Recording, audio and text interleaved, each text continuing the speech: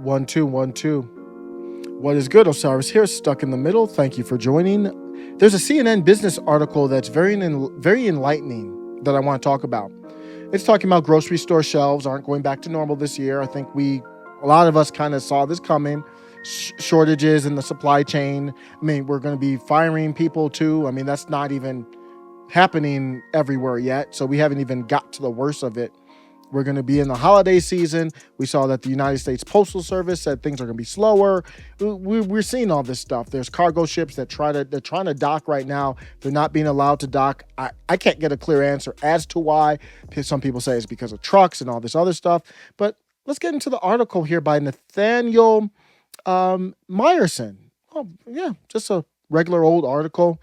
If you hoped grocery stores this fall and winter would look like they did in the before times, with limitless options stretching out before you in the snack, drink, candy, and frozen food aisles. Wait, whoa, hold up. Whoa. If you hope grocery stores this fall and winter would look like they did in the before times, come again? What did you say?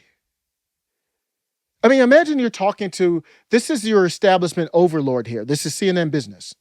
This isn't like some random person on the street. It'd be weird. That would be weird by itself. But you're talking to someone who is an establishment overlord. I don't even consider them anything other than state propaganda. That's my opinion. Are we allowed to have that opinion anymore, guys? YouTube? Can I have the opinion that CNN business is state propaganda, or is that not allowed? And the state propaganda, basically the mouthpiece for Joe Biden, basically a part of the press extension of Jen Psaki and Joe Biden. And they say, hey, you know what? Things are going to be a little bit different this winter than in the before times. Like right now, we're going to wait. What did you say? Stop. The before times, and you capitalize the B and the T. What does that mean?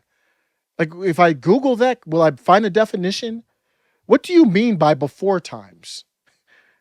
Keith Olbermann came out with this unhinged video I talked about. It was like, you're afraid. Just looking, just get help, bruh. But that's how I feel now. So Keith, if you go and get help, I'll be in line right behind you. CNN Business, Nathaniel Meyerson. Why are you afraid? Are afraid. Say it. Don't slow boil it. Don't hide it. Don't sneak it in. The before times. Just as if it's a term that we all knew what it was. It's capitalized. It's all official now. You mean before times, like when the government wasn't trying to force us to get a needle stuck in our shoulder? Like when that was our choice? You mean that time? At least when it comes to going outside and having a bite to eat, like in major cities where you can't sit down. Pretty soon, it'll probably be 3 shots to do it. You mean the before times before the government locked down businesses and told them when they could open and close? Oh, but some businesses like Hollywood and California, they could stay open. Was that the before times? The before times before the government tried to get into your bank account to find out all transactions $600 or more? What are the before times? Define it for me, please. Now, I know a lot of us have been using pre-pandemic and post-pandemic. We're plebs. I'm a pleb. It's different when the propaganda mouth says it. Because the way a pleb says it is not the same as when a propaganda mouth says it. They mean something different. They know what's behind it. They know what's next.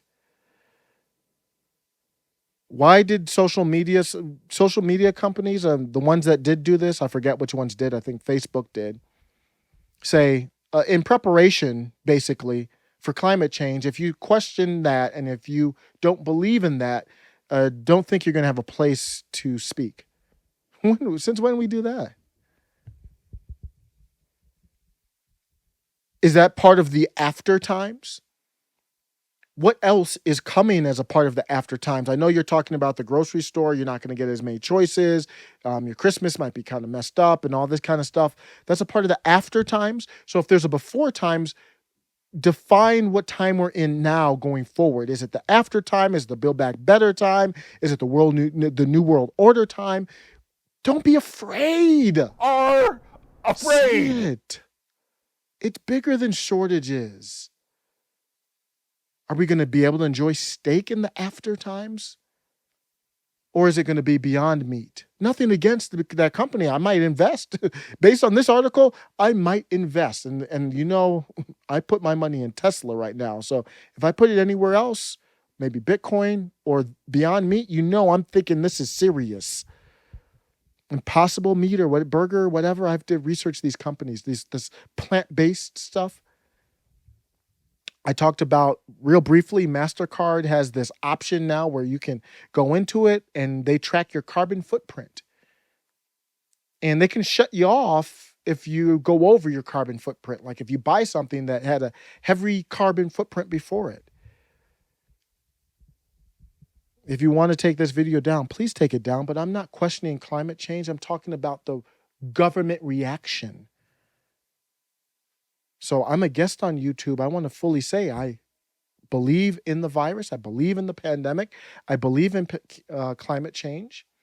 I'm questioning this article talking about the before times and after times. Is that okay? Does that mean before Biden or after Biden? Does that mean, or maybe more importantly, before 2016 and after 2016?